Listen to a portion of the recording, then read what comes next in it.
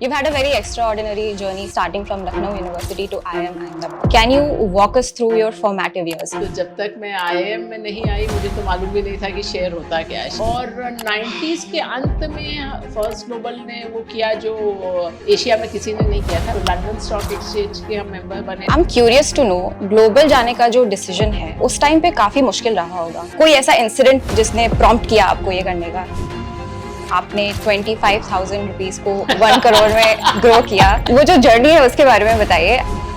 काफी बार आपने ऐसे बोला है कि investing is a loser's game. Can you please elaborate on that? हर चीज विनर्स गेम होती है या लूजर्स गेम होती है, क्योंकि अगर आपके कैपिटल पे बड़ा लॉस हो गया तो उससे रिकवरी बहुत मुश्किल हो जाती है। सो दिवीना, आपने अपने book money myths and mantras में 4 thumb rules of financial health की बात की है। वो क्या है? और जिनको मैं सबसे बड़ा अपना गुरु मानती हूँ वो Daniel Kahneman. He tells you about कितने बायसेस और कितनी रैंडमनेस ह्यूमन डिसीजन मेकिंग में होती है। गोल्ड और सिल्वर ने 1 लाख मार्क टच करा है। किसी भी इन्वेस्टर को कितना एलोकेट करना चाहिए? हेलो एवरीवन, वेलकम टू धन पॉडकास्ट। और आज हम मार्केट के काफी प्रोमिनेंट वॉइस के साथ बात करने वाले हैं दिवीना मेहरा से। Divina Mehra is the founder and CMD of First Global, India's first global securities firm. Hello, Divina. How are you? Fine, thank you. Okay. You've had a very extraordinary journey starting from Lucknow University to IIM Ahmedabad. Can you walk us through your formative years? So I grew up in Lucknow, so very far away from the world of finance. तो लखनऊ तहजीब का शहर है, इतिहास का शहर है, बहुत कुछ चीज़ों का शहर है, लेकिन बिजनेस या व्यवसाय का शहर बिल्कुल नहीं है। तो जब तक मैं आईआईएम में नहीं आई मुझे तो मालूम भी नहीं था कि शेयर होता क्या है, शेयर क्या होता है, डिवेंचर क्या होता है, डेबिट क्या होता है, क्रेडिट क्या होता है। बिकॉज मेरे दोनों पेरेंट्स प्रोफेसर्स थे, उनको तो पैसे में इंटरेस्ट नहीं था, तो कुछ मालूम ही नहीं था इन्वेस्टिंग या ऐसा कुछ होता भी है। तो सब कुछ एक तरह से सीखने का, लर्निंग का ही प्रोसेस रहा। पहले आईआईएम में सब कुछ नया था, उसके बाद भी जो कुछ सीखा सब कुछ नया ही नया सीखा। तो आईआईएम के बाद सिटी बैंक ज्वाइन किया। उस समय वो नंबर 1 जॉब हुआ करता था। और 7 साल सिटी बैंक में काम करने के बाद मैंने फर्स्ट ग्लोबल शुरू की। अब तो उस बात को भी 3 दशक से ज़्यादा हो गए। 1993 में नींव पड़ी फर्स्ट ग्लोबल की। आपने अपना करियर स्टार्ट किया इन्वेस्टमेंट बैंकिंग से जी, and then you shifted to portfolio management services. No, basically उस समय पोर्टफोलियो मैनेजमेंट सर्विसेज नाम So when का you- कुछ नहीं होता था। हाँ. सिटी बैंक में मेरा इन्वेस्टमेंट बैंकिंग और उसके बाद कॉर्पोरेट क्रेडिट। तो एक तरह से आप बोलिए तो क्रेडिट एनालिस्ट मैंने पहले शुरू किया, और इक्विटी एनालिस्ट तो जब अपना व्यवसाय शुरू किया तब उसमें इक्विटी एनालिस्ट का काम था। जिस समय मैंने नौकरी शुरू की उस समय इक्विटी एनालिसिस नाम का कोई करियर ही नहीं था, सिक्योरिटी एनालिसिस नाम का कोई करियर भारत में नहीं था।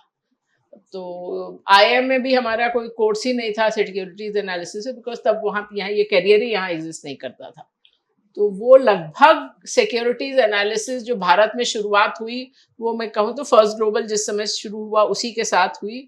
और जिस कारण से भी मैंने ये बिजनेस शुरू किया, वो उसका एक कारण ये भी था कि डॉक्टर मनमोहन सिंह का बजट आया था कि भारत का जो बाजार है उसमें अब विदेशी संस्थाएं, फॉरेन इंस्टीट्यूशंस इन्वेस्ट कर सकेंगे। उसके पहले फॉरेनर्स निवेश नहीं कर सकते थे भारत में।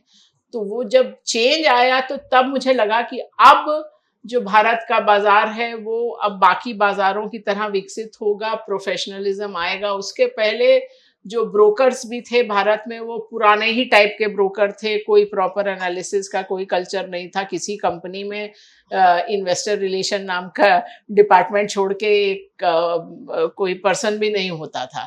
किसी ये सब चीजें उसी समय शुरू हुई। जब आपको बीएसई का मेंबरशिप मिला था उसको आप बहुत मॉन्यूमेंटल मानती हैं जी, especially at a time when you said that it was not a place for outsiders, it was believed so. How was the entire process like? तो जैसे मैंने कहा कि व्यवसाय जो शुरू किया था, एक कारण ये था कि जो फॉरेन इंस्टीट्यूशनल इन्वेस्टर्स के लिए बाजार खुला। दूसरा कारण था उस समय एनएसई नहीं था, सेबी नहीं था, स्टॉक एक्सचेंजेस में कॉर्पोरेट मेंबरशिप भी अलाउड नहीं थी, खाली प्रोप्राइटरशिप या पार्टनरशिप ही अलाउड थी कि ब्रोकर की अनलिमिटेड लायबिलिटी होनी चाहिए। तो उस समय बॉम्बे स्टॉक एक्सचेंज ने एड निकाला कि हम 71 नए मेंबर देंगे, 71 न्यू मेंबरशिप्स टू प्रोफेशनल्स हाँ, फॉर 55 lakhs। अब अर्ली 90s में 55 लाख बहुत अमाउंट था, लेकिन जो बॉम्बे स्टॉक एक्सचेंज मेंबरशिप का मार्केट प्राइस था वो उस समय 2 करोड़ होता था, तो ये उसका 1/4 था। तो जैसा आपने कहा कि हाँ, यही था कि अपने भाई भतीजों को देंगे, 1/4 दाम पे मिल रहा है तो आपको क्यों देंगे, because BSE was a brokers club, कोई रेगुलेटर था नहीं। तो लोगों ने कहा अप्लाई भी मत करिए अब, क्योंकि जो एक तो ब्रोकर क्लब है, ऊपर से लगभग पूरा बॉम्बे स्टॉक एक्सचेंज में खाली गुजराती और मारवाड़ी मेंबर्स से आप बिल्कुल आउटसाइडर हैं, ऊपर से महिला हैं, आपको कौन देगा। मुझे मालूम है कई लोगों ने तो अप्लाई ही नहीं किया इसमें कि मिलेगा ही नहीं।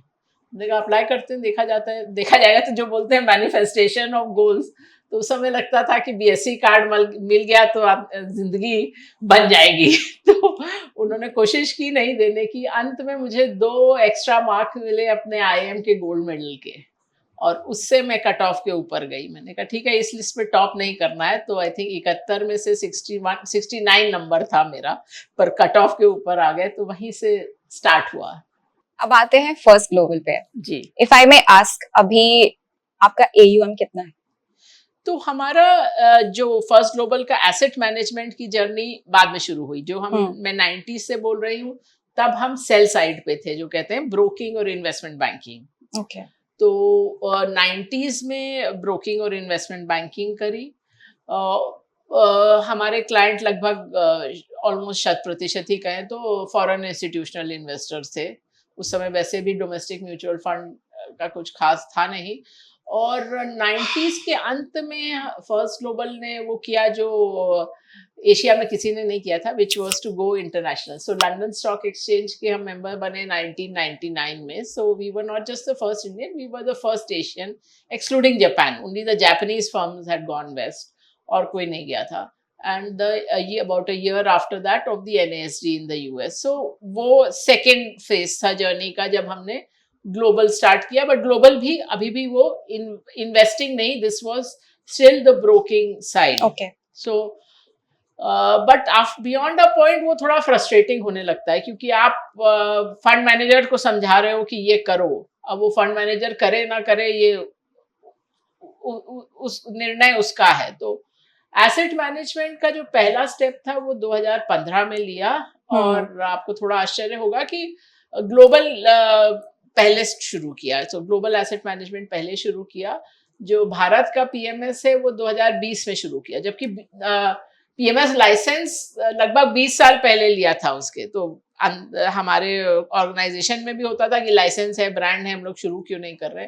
लेकिन मुझे हमेशा लगता है कि कुछ भी चीज करो, चाहे जब मैंने इन्वेस्टमेंट बैंकिंग करी, चाहे ये जब ब्रोकिंग का काम किया, या जब ग्लोबल गए, कि सामने वाले के लिए उसके हित में होना चाहिए। ये नहीं कि मेरी फीस बन रही है इस कारण मैं कोई चीज करूं। तो ये सोचकर ही मैंने ये इतने दिन पीएमएस नहीं शुरू किया, कि जब तक कुछ ऐसी चीज नहीं हो जिससे कुछ प्रिडिक्टेबिलिटी हो। ये नहीं कि मेरे मन में आया मुझे ये स्टॉक्स अच्छा लगते हैं या ये सेक्टर अच्छे लगते हैं तो मैंने ले लिए। अब क्योंकि किसी का पैसा लेना, उनकी खून पसीने की कमाई लेना बहुत बड़ा दायित्व है, तो उसको सोच समझ के करना है। तो इसलिए जब हम लोग के पास सिस्टम हुआ जिसमें कुछ प्रिडिक्टेबिलिटी हुई, तब पीएमएस शुरू किया 2020 में। जैसा मैंने बोला कि ग्लोबल पहले शुरू किया था, तो AUM भी वहां ज्यादा है, तो वो मिला के लगभग $700 मिलियन है बिटवीन जो एडवाइस करते हैं, जो मैनेज्ड अकाउंट्स हैं एंड फंड, सब put together. I am curious to know, global जाने का जो डिसीजन है वो उस टाइम पे काफी मुश्किल रहा होगा, because India was still catching up, and आपको सजेस्ट किया होगा लोगों ने कि this may be a bad decision. Do you think जो बोल्ड स्टेप आपने लिया, कोई ऐसा इंसिडेंट जिसने प्रॉम्प्ट किया आपको ये करने का, या कोई इंस्पिरेशन? हाँ, वो तो मैं बताती हूँ, लेकिन ये आपने ठीक कहा कि किसी ने भी नहीं कहा था कि आप ये कर सकते हैं। मतलब मैं आपको बताऊं, 2 कारण थे क्यों ये सोचा ही मैंने। एक तो था कि अब जो आपके यंग दर्शक हैं उनके लिए तो इतिहास की बात है कि एशियन क्राइसिस हुई थी 98-99 में, और उस एक साल में क्योंकि बाजार भी घटे और करेंसीज भी घटी, तो ये कोई ऐसी वैसी कंट्रीज नहीं थी, ये एशियन टाइगर्स है जो हाई ग्रोथ इकोनॉमीज थी। सडनली एक साल में उनका बाजार का आप समझ लीजिए सफाया हो गया। सबसे कम जो गिरा था वो ताइवान, जो 50% गिरा। इंडोनेशिया 90% गिरा। बीच में ये सब साउथ कोरिया, फिलीपींस, थाईलैंड वगैरह 50 और 90 के बीच में। और सिटी बैंक के टाइम में मैंने 6 महीना इंडोनेशिया में काम भी किया था, तो मैंने कहा आज इंडोनेशियन होते तो 90% नेटवर्थ गई थी। तो ये समझ में आया कि एक देश में रहने का ये नेगेटिव है। और दूसरी चीज जो कि मेरे पूरी लाइफ में सबसे ज्यादा, एक तरह से आप कहें तो ड्राइविंग फोर्स रही है, वो है कि लर्निंग। तो मुझे ये भी लग रहा था कि अब कब तक वही वही कंपनीज करते रहेंगे। अब 7-8 साल हो गए हैं, वही बजाज ऑटो और इन्फोसिस और एचडीएफसी करते करते अब कुछ और करें। तो और जैसा मैंने बोला, क्लाइंट्स हमारे सब फॉरेन इंस्टीट्यूशंस थे, और उस समय तक दोस्ती हो जाती है। खाली इंडिया फंड मैनेजर नहीं, बॉस का बॉस, बॉस का बॉस, सबसे दोस्ती हो जाती है। मतलब अभी तो कई लोग इस बिजनेस में है भी नहीं लेकिन दोस्त हैं। तो जब ये सोचा ग्लोबल जाने का, तो उनसे पूछा, क्योंकि आप उनका तो सब पूरा दुनिया में काम था कि ये करें कि नहीं करें क्या। तो वो उन्होंने बोला कि आप ऐसा करो कि 1-2 और एशियन कंट्रीज ऐड कर लो, थाईलैंड, फिलीपींस टाइप। तो क्योंकि फंड मैनेजर एशिया का या इमर्जिंग मार्केट का सेम रहेगा, वो आपको कुछ धंधा दे देगा। मैंने कहा उसमें क्या मजा है इतनी छोटी छोटी मार्केट्स में जाने का, तो हमको तो बड़ी मार्केट में जाना है। तो उनका बड़ी मार्केट में तुम्हारा सुनेगा कौन, उनके पास Morgan Stanley, Merrill Lynch, Goldman सैक्स है, सिटी कॉर्प है, एचएसबीसी है, तुम्हारी कौन सुनेगा, यू आर अ नोबडी। देखते हैं अपने को आता है कि नहीं इक्विटी रिसर्च करना। आता है तो कहीं भी कर सकते हैं। तो अगेंस्ट ऑल एडवाइस, किसी ने नहीं, उस समय तक किसी ने कभी ऑफशोरिंग या आउटसोर्सिंग रिसर्च भी नहीं सोचा था। किसी ने सोचा ही नहीं था। हमने कहा क्या क्या डेटा मिलता है वहां पर। एनालिस्ट मीट तब भी फिजिकल नहीं होती थी, मोस्टली वो कॉन्फ्रेंस कॉल होती थी। हमने कहा कहीं से भी ज्वाइन कर सकते हैं, क्यों नहीं कर सकते। तो अगेंस्ट ऑल एडवाइस 1999 में we were not just the first Indian, we were the first Asian members of the London Stock Exchange ex Japan से, as I told you, an एनएएसटी। देन आरबीआई के पास कैटेगरी भी नहीं थी ये हमारे बिजनेस में फॉरेन सब्सिडरी बनाने की। वो भी मतलब पहली बार बनाई।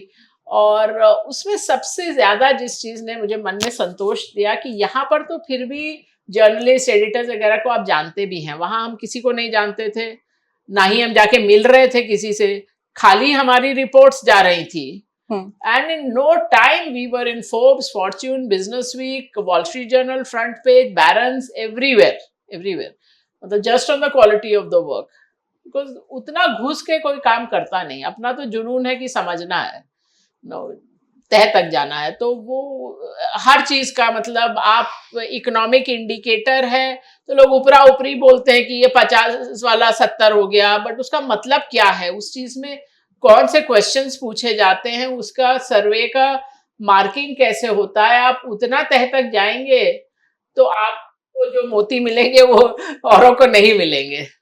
अब हम आपकी इन्वेस्टिंग जर्नी पे आते हैं जी। From public discourse we got to know that आपने 25,000 रुपीज को 1 करोड़ में ग्रो किया। वो जो जर्नी है उसके बारे में बताइए, एंड ये भी हमें बताइए कि आपने उसको प्योर लक बोला। So how did that pan out? So this is जब मैं सिटी बैंक में काम करती थी उस समय, अभी भी काफी चीजों में रेगुलेशन जैसे होता है सरकार का कि आप इस चीज में एफडीआई 100% कर सकते हैं, इसमें नहीं कर सकते। तो वैसा ही कुछ था। सिटी बैंक को एक बिजनेस सेटअप करना था जिसमें 100% निवेश अलाउड नहीं था। तो जो भी, मुझे अब याद नहीं हो सकता है, उनको 60% अलाउड था। तो अब बाकी का 40% क्या करें, उन्होंने वो एम्प्लॉयज को ऑफर किया कि आप चाहें तो ये खरीद सकते हैं। और उसके बाद एक राइट्स इशू भी आया था, तो आई थिंक कुछ 10,000 पहले और 15,000 बाद में उसमें डाला। वो बाद में जब वो लिस्ट होके सिटी कॉर्प सिक्योरिटीज बना तो वही वो 25,000 बन गया, लगभग 1 करोड़। तो ये तो प्योर लक है, इसमें मैं नहीं बोल सकती कि मैंने कोई बहुत एनालिसिस किया था या बहुत अच्छी चीज निकाली। तो इस चीज में आपको क्लियर होना चाहिए कि क्या चीज आपको स्किल से आ रही है, क्या लक से आ रही है। और कई बार ऐसा होगा, एक चीज और है कि लोग बोलते हैं गलती या मिस्टेक क्या होती है। तो लॉस बनाना मिस्टेक नहीं होती, या प्रॉफिट बनाना ये नहीं होता कि आपने चीज ठीक करी। आपको हमेशा सोचना है कि निर्णय कैसे लिया, डिसीजन मेकिंग का प्रोसेस क्या था, वो ठीक था कि नहीं। क्योंकि कई बार होता है कि आपने एकदम ही गलत डिसीजन लिया और आपका ऐसा तुक्का लगा कि वो किसी और कारण से वो स्टॉक चल गया। तो आपको अपने दिमाग में क्लियर होना चाहिए कि ऐसा नहीं कि किस चीज में आप जीनियस हैं और किस चीज में आपको खाली तुक्का लगा है। तो कई बार बिल्कुल गलत डिसीजन आपको सबसे ज्यादा प्रॉफिट दे जाता है। एक और वेटरन है, उनका भी मैंने देखा था कि एक बार जिन दिनों वो फिजिकल शेयर होते थे कि उन्होंने कोई शेयर बेचा और उस समय होता था ना कि वो सिग्नेचर मिसमैच हो गया, तो वो नहीं उनका ट्रांजैक्शन हुआ और उसमें उन्होंने सबसे ज्यादा पैसा बनाया क्योंकि वो अटका रह गया शेयर। तो ऐसा भी होता है। तो इसलिए आपको अपने दिमाग में क्लैरिटी चाहिए कि कहाँ आपका स्किल है और कहाँ आपका लक है। काफी बार आपने ऐसे बोला है कि investing is a loser's game. जी। Can you please elaborate on that?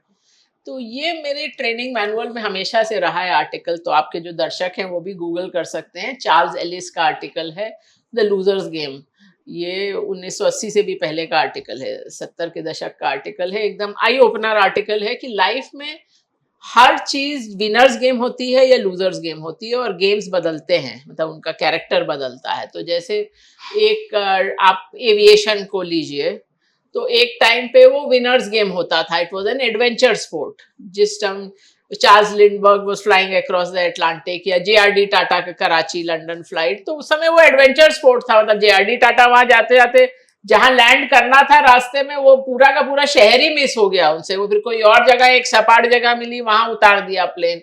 कहीं पे वो ये पार्ट कोई नहीं चला तो एक वायर को मोड़ मार के लगा दिया और चला लिया प्लेन। बट अब there only one way to drive to pilot a plane, to make no mistakes and go by the checklist. तो इन्वेस्टिंग भी हो सकता है हम लोगों के दादा दादी के टाइम पे वो विनर्स गेम रहा हो, जब किसी को मालूम ही नहीं था कंपनीज के बारे में, तो आप ऐसी कंपनी के बारे में निकाल सकते थे जिसके बारे में ज्यादातर लोगों को मालूम नहीं है। उस समय तो इवन एनुअल रिपोर्ट, 90 के दशक तक भी एनुअल रिपोर्ट मिलना भी एक पूरी, उसके लिए भी एक कयावत होती थी कि कैसे एनुअल रिपोर्ट निकालें इस कंपनी की उस कंपनी की।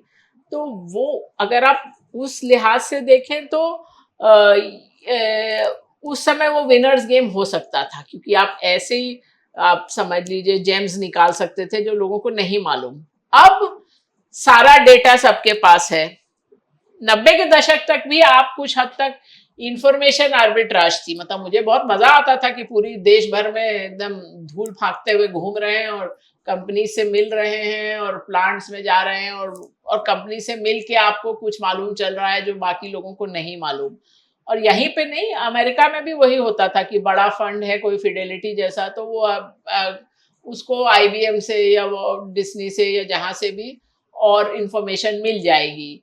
अब सब जगह ये चीज आउटलॉ हो गई है। अब सब जगह कानून ऐसा है कि आप किसी को एक्स्ट्रा इंफॉर्मेशन नहीं दे सकते। अब तो ये भी है कि एनालिस्ट मीट है तो उसकी ट्रांसक्रिप्ट भी वेबसाइट पे डाली जाएगी। तो अब मतलब बात यह है कि अब इंफॉर्मेशन और डेटा सबके पास है। तो अब कौन सी स्किल चाहिए कि आप वो डेटा को एनालाइज कर सकते हैं कि नहीं। And then you have to play the losers game, means you have to play not to lose. So not to lose doesn't mean कि आप लॉस नहीं बुक करेंगे। इनफैक्ट आपको छोटे लॉस बुक करने हैं जिससे कि बड़ा लॉस नहीं हो, क्योंकि अगर आपके कैपिटल पे बड़ा लॉस हो गया तो उससे रिकवरी बहुत मुश्किल हो जाती है। तो अगर आपका समझ लीजिए आप का पोर्टफोलियो 50% घट गया, तो अब उसको दुगना होना पड़ेगा।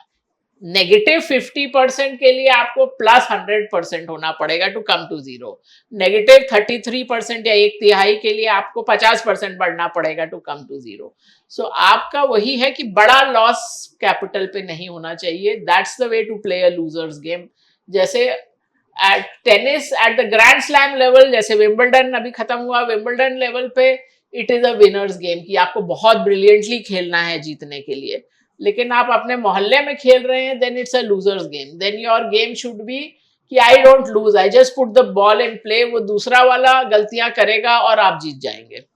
सो दिवीना, आपने अपने book money myths and mantras में 4 thumb rules of financial health की बात की है, वो क्या है? हाँ, वो मैंने बेसिक्स से शुरू किया है, क्योंकि कई लोग एक तरह से सोचते हैं कि जब सारा कुछ समझ लेंगे तब शुरू करेंगे। लेकिन इन्वेस्टिंग एक तरह से कॉम्प्लेक्स है, लेकिन एक तरह से बहुत सरल भी है और थोड़ी बोरिंग भी है। जो अच्छी इन्वेस्टिंग है वो कुछ हद तक बोरिंग है। तो ये जो 4 थंब रूल्स है उसमें सबसे पहला तो है एसेट एलोकेशन। तो ये कोई मैंने मेरा याद किया हुआ नहीं है, हर इन्वेस्टिंग बुक के पहले पन्ने पे है कि 85 to 90% of your returns come from asset allocation, not from security selection. और हम लोग सब, और मैं अपने को भी इसमें इंक्लूड करती हूँ, कि ये पढ़ने के बावजूद बहुत साल लगे दिमाग में घुसने में कि आप मल्टी बैगर्स के पीछे भागते हो, जबकि आपको पहले देखना है कि एसेट एलोकेशन ठीक है कि नहीं। और दूसरी चीज एक ये भी होती है कि हम लोग जैसे गूगल मैप में है, खाली जहां जाना है वही नहीं डालते हैं, कहाँ से स्टार्ट कर रहे हैं वो भी डालना होता है। तो सबसे पहले तो देखिए कि अभी आपकी एसेट एलोकेशन कहाँ है। और एसेट एलोकेशन बहुत भारी भरकम शब्द लगता है, असल में काफी आसान है। कि categories of assets, equity means equity mutual fund और डायरेक्ट इक्विटी मिला के, फिक्स इनकम में आपका फिक्स डिपॉजिट, ये सब जो सेविंग स्कीम्स हैं, फिक्स इनकम म्यूचुअल फंड, और इसी तरह गोल्ड है, रियल एस्टेट है। सब चीज पहले देखिए कहाँ कहाँ, आर्ट वार्ट है या क्रिप्टो है, वो सब भी, कि कहाँ कहाँ आपने निवेश किया हुआ है, उसके अगेंस्ट में लोन भी कौन कौन से हैं वो भी देख लीजिए। और उसके बाद आप सोच समझ कर डिसाइड करिए कि कहाँ होना चाहिए और फिर उस दिशा में बढ़िए। ये एसेट एलोकेशन हुआ। और इसीलिए आपको दूसरा चीज है पोर्टफोलियो। तो आपको अपना पोर्टफोलियो अप्रोच रखना है, एक बार देखना है ये सब क्या है। जैसे इक्विटी में भी ये देखना है कि आपके पास भले ही 25-30 स्टॉक हैं, लेकिन अगर वो 2 ही 3 इंडस्ट्रीज में है तो वो फिर 2 ही 3 स्टॉक की तरह एक तरह से मूव करेंगे, क्योंकि एक इंडस्ट्री में स्टॉक जनरली साथ में मूव करते हैं। तो वो आपका पोर्टफोलियो है कहाँ। कई बार आप सोचते हो कि मैं इस तरह के स्टॉक्स खरीदती हूँ कि इतना ग्रोथ है, इतना रिटर्न रेशियो है, लेकिन आप असल में देखेंगे तो आप देखेंगे आपने कुछ और ही खरीद रखा है, क्योंकि वो किसी फ्रेंड ने बोला व्हाट्सएप ग्रुप पे, कुछ टीवी पे देखा। तो आप एक बार कॉन्शियसली अपने पोर्टफोलियो को देखिए। जो सबसे महत्वपूर्ण बात है वो है रिस्क मैनेजमेंट। तो जैसे आपने बोला पीएमएस वगैरह के बारे में या ग्लोबल फंड्स के बारे में, हम लोग हमेशा कहते हैं अपने क्लाइंट्स को कि आप जो फीस दे रहे हो उसमें 60% रिस्क मैनेजमेंट का है और 40% रिटर्न मैनेजमेंट का। मतलब कि रिस्क मैनेजमेंट फर्स्ट, वही लूजर्स गेम होने के कारण। तो रिस्क मैनेजमेंट में आप इंडिविजुअल लेवल पर भी जैसे स्टॉप लॉस रखिए, सेक्टरल एक्सपोजर देखिए कि हर किसी, ऐसा नहीं कि ये सेक्टर अच्छा लगता है तो 40% निवेश वहीं पे है। और एक चीज जो ज्यादातर भारतीय लोग भूल जाते हैं, ग्लोबल डाइवर्सिफिकेशन। तो एसेट एलोकेशन का मतलब यही नहीं होता कि भारत में कहाँ कहाँ आप निवेशित हैं। भारत का जो इक्विटी मार्केट है वो दुनिया का 5% से भी कम मार्केट कैपिटलाइजेशन है। तो कोई ऑब्जेक्टिव कारण नहीं है कि आपका 80-90-100% निवेश वहां हो। तो भारतीय लोगों को कम से कम एक साथ में नहीं तो धीरे धीरे करके 30-40% ग्लोबल में डालना चाहिए। और ग्लोबल का मतलब अमेरिका नहीं है, ये भी मैं साथ में जोड़ दूं। अभी when you talk about global diversification, there are a lot of retail investors who don't know how to even start. जी, तो उनके पास क्या ऑप्शंस है, जो एक यंग इन्वेस्टर है उनको ग्लोबल पोर्टफोलियो बनाने में इंटरेस्ट है, हाउ शुड दे स्टार्ट? देखिए, एक तो है कि global investing is not easy, मतलब उसमें एक्सपर्टीज चाहिए। Global companies are very complex. हम लोग को तो 25 साल से ज्यादा हो गए, 1999 से कर रहे हैं। तो दोस्त companies are complex. The company की लिस्ट भी बहुत बदलती है, यहाँ से भी ज्यादा बदलती है। जैसे अगर आप 2000s के बिगिनिंग में देखें तो टेक मेजर्स इन, खाली अगर अमेरिका जो नोन मार्केट है वहां भी देखें तो टेक मेजर्स का मतलब होता था सिस्को, आईबीएम, डेल, मोटोरोला, ये सब कंपनीज। अब हम लोग सोचते भी नहीं है कि ये टेक मेजर्स हैं। कंपनीज तो हैं अभी तक, लेकिन वो अब माइनर कंपनीज हो गई हैं। खाली माइक्रोसॉफ्ट ही है जो 25 साल पहले भी मेजर था और आज भी मेजर है। बाकी तो ये दिस इज द थिंग कि आपको नहीं मालूम रहेगा, और भारत में बहुत कम लोगों के पास ये एक्सपर्टीज है। इसी कारण भारत में ज्यादातर जो प्रोडक्ट आते हैं वो इस तरह के आते हैं कि नैस्डैक आपने इंडेक्स ले लिया, एसएनपी ले लिया, या फिर जो आपको 6-7 अमेरिकन स्टॉक और 3 चाइनीज स्टॉक मालूम है उसमें आपने निवेश किया। तो ये मेरे लिए एक तरह से कॉज है कि ये भारतीय लोग निवेश नहीं करते। इसलिए हमारा जो एक जो स्टार्ट लेवल पे ग्लोबल प्रोडक्ट है वो $10,000 पे स्टार्ट होता है, मतलब 8.5 लाख रुपए आप समझ लीजिए मोटा मोटा। तो वो उसमें आपको सारे देश और सारे एसेट्स मिलते हैं। नॉर्मली आपको प्राइवेट बैंक के पास उस तरह के प्रोडक्ट के लिए आप $1 मिलियन से कम में नहीं शुरू कर सकते, लेकिन हम चाहते हैं कि भारतीय इसमें निवेश करें, तो इसलिए मतलब हमारे प्रोडक्ट में नहीं लेकिन ग्लोबली निवेश करें। और ग्लोबली निवेश करने के बहुत, और अब तो म्यूचुअल फंड का वैसे भी लिमिट बंद है, तो वो जो म्यूचुअल फंड में निवेश करते हैं इसके लिए वो तो अब प्रीमियम पे ट्रेड होता है, जिसका कोई मतलब नहीं कि अगले दिन वो, जिस दिन वो लिमिट खुली वो प्रीमियम 0 हो जाएगा। तो वो तो अभी तो एनीवे वो ऑप्शन है भी नहीं कि आप म्यूचुअल फंड के थ्रू निवेश करें। तो बाकी अगर आपको खुद से इंडेक्स फंड खोलना है, लेना है, तो वो तो आप खुद भी ब्रोकिंग अकाउंट खोल के ले सकते हैं। वो तो उसके लिए आपको एक वो बीच में बिचौलिए की जरूरत नहीं है। एसआईपीज की बात करते हैं, क्या आपको लगता है कि एसआईपीज इनफ है वेल्थ क्रिएशन के लिए? अगर कोई एक यंग इन्वेस्टर है जिनके पास मान लीजिए 15,000 से 30,000 तक है इन्वेस्ट करने को, what should be the right balance between risk and reward long term में? उनको उनको कैसे आइडियली स्ट्रेटेजाइज करना चाहिए? कि एसआईपी अगर आपके पास लिमिटेड अमाउंट है तो एसआईपी अच्छा ही है, लेकिन फिर एसेट एलोकेशन, Yes. एसआईपी का मतलब ये नहीं कि आप 100% इक्विटी में ही डालते जाएं। और दूसरी चीज में जो यंग इन्वेस्टर्स को कहती हूँ कि स्टार्ट वही कि आप इसमें नहीं रहे कि जब तक मैं इक्विटी को पूरी तरह नहीं समझूंगी मैं हाथ नहीं डालूंगी इसमें। So don't be on either end of the risk spectrum. ये नहीं कि खाली फिक्स डिपॉजिट में, कई लोग ऐसे भी हैं जो फिक्स डिपॉजिट में थे, आज तक इक्विटी में भी इन्वेस्ट नहीं किया। अब ये धारणा है कि इक्विटी ट्रेडर बन जाएंगे या डेरिवेटिव ट्रेडर बन जाएंगे या क्रिप्टो ट्रेडर बन जाएंगे, तो इस तरह का भी नहीं करना है अपनी कमाई के साथ। तो आप सेंसेबली एक बार एसेट एलोकेशन करिए कि कितना फिक्स इनकम में, कितना इक्विटी में। और दूसरी चीज स्टार्ट करिए, वो भी सब कैलकुलेशन है कि आप 25 साल में स्टार्ट करते हैं या 30 साल में या 35 साल में, तो आपको बहुत ज्यादा सेव और इन्वेस्ट करना पड़ेगा जितने दिन आप डिले करेंगे। दूसरा, कई बार लोग बोलते हैं कि मेरे पास अभी इतनी इनकम है नहीं कि मैं इनकम का 25% सेव करूं, तो 5% सेव करो, बट अगले साल जो इंक्रीमेंट मिलेगा उसमें से 70% सेव करो। तो that is the way to at least start. And वही कि रादर देन कि जब इंक्रीमेंट मिला तो उसको भी उड़ा दिया, उसकी बजाय उसमें से इमीडिएटली आप अपना एसआईपी या जहां भी निवेश कर रहे हैं उसको बढ़ाइए। जब मार्केट डाउनटर्न होता है या वॉलेटाइल होता है तब बहुत सारे इन्वेस्टर्स पैनिक करने लगते हैं। उस टाइम पे इमोशनल डिसिप्लिन को मेंटेन रखने के लिए आपका क्या एडवाइस होगा? वही सारा खेल दिमाग का ही है। मैं लोगों को कहती हूँ कि नंबर समझना, फाइनेंशियल समझना फिर भी आसान है, अपने दिमाग पे काबू करना ज्यादा मुश्किल है। इसीलिए मैंने जब रिस्क मैनेजमेंट का भी कहा कि आप जैसे खुद से भी निवेश कर रहे हैं तो ये स्टॉप लॉस वगैरह आपको पहले डाल के रखना पड़ेगा। आप सोचेंगे कि जब मार्केट गिरेगा तब सोचेंगे क्या करना है। और ये भी बात आपने ठीक कही कि यूजुअली वही है कि आप इन्वेस्ट भी गलत टाइम पे करते हैं और निकलते भी है गलत टाइम में। ये सब कंपाउंडिंग के डेटा तो बहुत सारा है, बट सेबी का डेटा है कि मेजॉरिटी, मतलब more than 50% of mutual fund investors don't remain invested for even 2 years। अभी एक म्यूचुअल फंड का पता नहीं 25 साल हुए कि 30 साल हुए, बोल रहा है उन्होंने देखा कि ओरिजिनल से अब तक किस देयर वर ओनली 23 इन्वेस्टर्स जो शुरू से लेके आखिर तक हैं। तो कंपाउंडिंग पेपर पे तो होती है 20 साल 25 साल की, बट आप उसमें रुकते हो कि नहीं। हम कई बार, जैसे हमारे पीएमएस में हमने एग्जिट लोड नहीं रखा हुआ, ज्यादातर पीएमएस में होता है कि पहले साल में 3%, दूसरे साल में। तो अब उस कई बार मुझे लगता है कि डालना चाहिए सिर्फ इसी लिहाज से कि लोग गलत समय पर निकलते हैं जब नहीं निकलना चाहिए।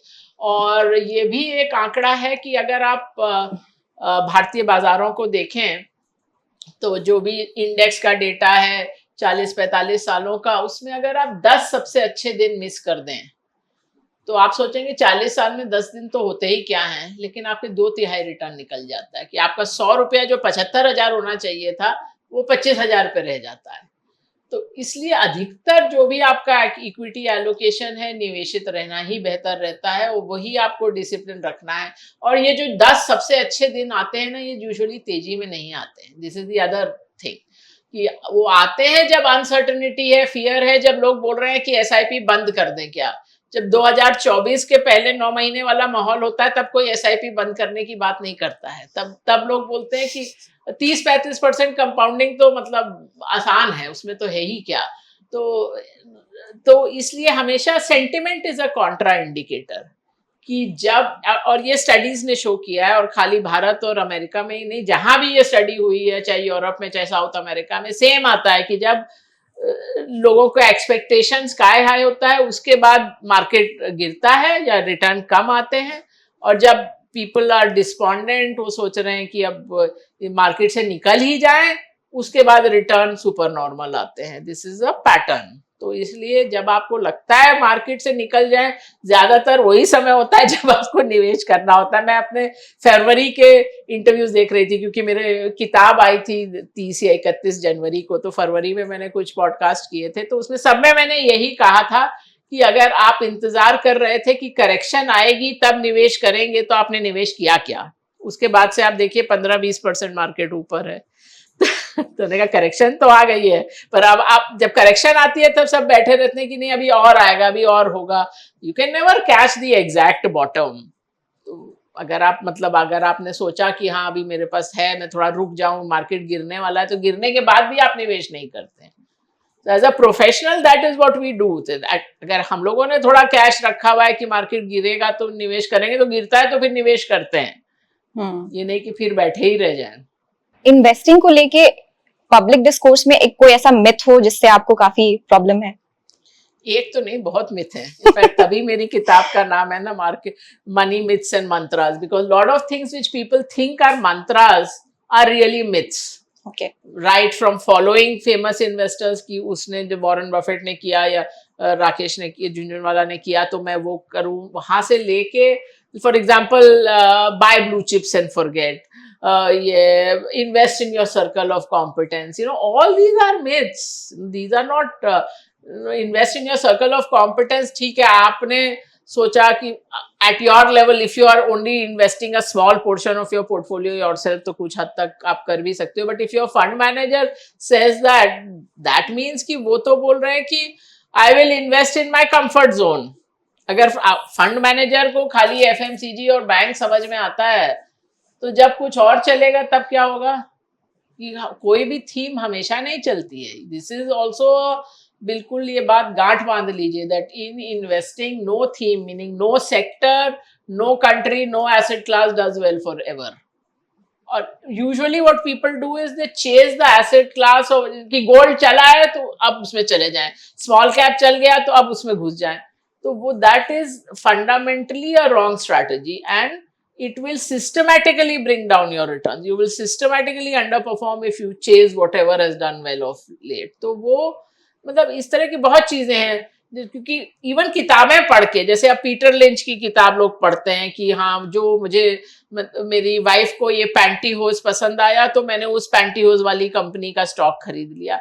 अब even if those things are true, they were true at a time and place। अब 1980s and to an extent 1990s ऐसा टाइम था यूएस मार्केट में जब कंज्यूमर ब्रांड्स ने अच्छा किया, तो उस समय ये स्ट्रैटेजी काम करी कि हाँ आपको ये इस कंपनी का प्रोडक्ट पसंद है तो आप कंपनी खरीद लीजिए, बट वो स्ट्रैटेजी हमेशा काम नहीं करती। और पीटर लिंच को मैं जिस चीज के लिए सबसे बड़ा क्रेडिट देती हूँ, often we think people are great stock pickers but their skill might lie elsewhere. तो पीटर लिंच ने क्या किया, उसके फंड का परफॉर्मेंस वाज एब्सोल्युटली स्टनिंग, बहुत अच्छा परफॉर्मेंस था, पर 14 साल उसने वो फंड चलाया and then he quit when he was only about 45 or सो।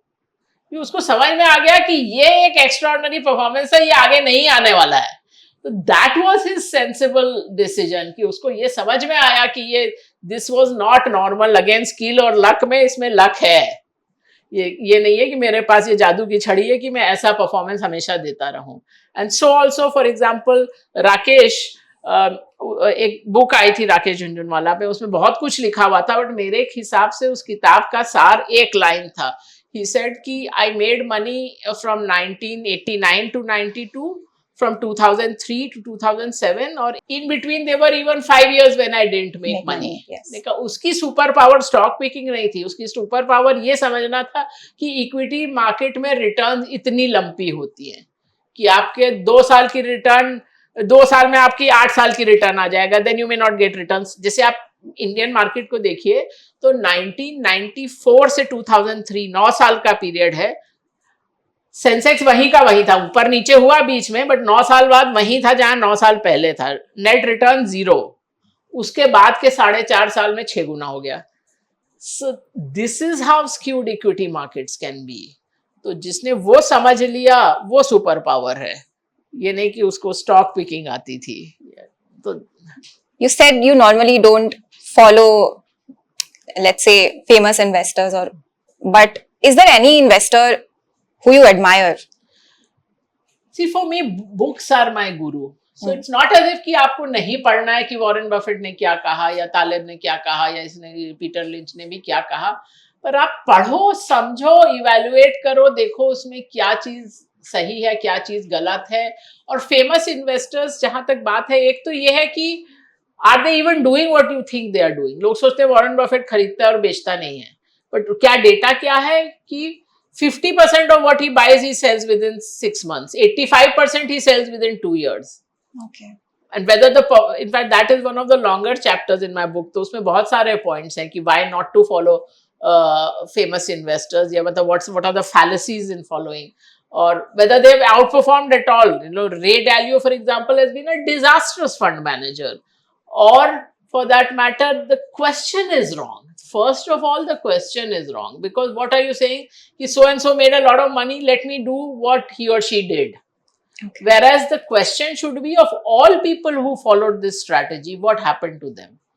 जिसने भी वो किया, क्योंकि फॉर एग्जाम्पल एक हाई रिस्क स्ट्रैटेजी हो सकती है जिसमें आप इन्वेस्ट करिए, तो अगर उसमें से 90% लोग तो पहले साल में ही कंगाल होके चले जाएंगे, लेकिन जो 10 बचे हैं 10%, उनका पैसा 10 गुना हो जाएगा। अब आप ये गेम 5 बार खेलेंगे ना तो 99% लोग निकल गए, लेकिन जो एक जो बचा है उसने 100 रुपया को मिलियन बना दिया, जो भी किया, तो वो आपको लगेगा कि यही तो सबसे बढ़िया स्ट्रैटेजी है, पर नहीं, वो सबसे बढ़िया स्ट्रैटेजी नहीं है। वो खेलने वाले 99% निकल गए हैं, कंगाल हो गए हैं।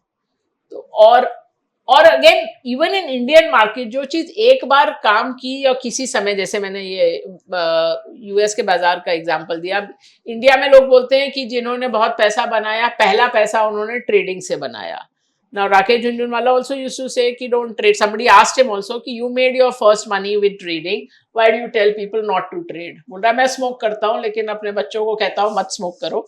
और उसका कारण ये है कि उस समय जैसे 80 का दशक था या 90 का दशक था, उस समय मार्केट में बहुत सारी इनएफिशिएंसीज थी, तो ट्रेडिंग में कई तरह से पैसा बनाया जा सकता है। इवन सिंपलेस्ट थिंग कि बीएसई, एनएसई या कैलकाटा स्टॉक एक्सचेंज और दिल्ली स्टॉक एक्सचेंज में सेम स्टॉक का प्राइस अलग अलग होता था, आप उतना भर भी था। तो आप तो वो है कि इनएफिशिएंसीज नहीं है, तो जस्ट बिकॉज किसी ने 20-30 साल पहले ट्रेडिंग में पैसा बनाया था डजंट मीन कि आप अब पैसा बना सकते हो। तो वो सब चीज समझनी होती है।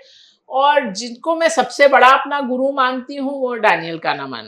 Is not a fund manager, but वो जो मैं बोल रही हूँ ना कि नंबर और फाइनेंसेस समझना आसान है, अपने दिमाग को समझना मुश्किल है। तो ही टेल्स यू अबाउट कि कितने बायसेस और कितनी रैंडमनेस ह्यूमन डिसीजन मेकिंग में होती है। हम जो निर्णय लेते हैं उसके पीछे कितनी तरह की चीजें हैं, और उसमें भी आप खाली उन चीजों को इंटेलेक्चुअली समझ भी ले तो आपकी डिसीजन मेकिंग नहीं बदलती है। वो बोलते हैं, उन्होंने मतलब ही died at the age of 90 last year, so he had been working in this field for about 70 years. He got a Nobel Prize for it, and he said my decision making has barely changed because it is so hardwired, because ये human evolution की चीज है। वो तो एक अलग ही topic है, I can teach a whole course on human biases, but I would say कि my real guru is his thing of telling you how your brain trips you up. So Devina, आपने गोल्ड की बात करी, अभी recently gold और silver ने 1 lakh mark touch करा है।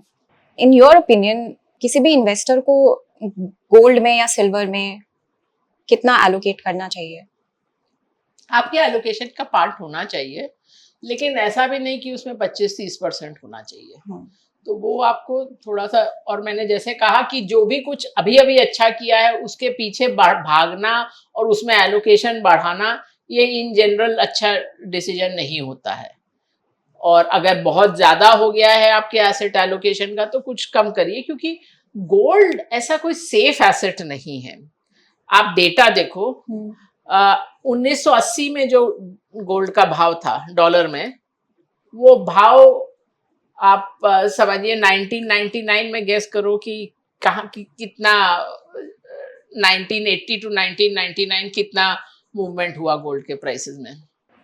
Please It was tell a us. negative 60%. It Oh had my God. fallen 60% over 19 years.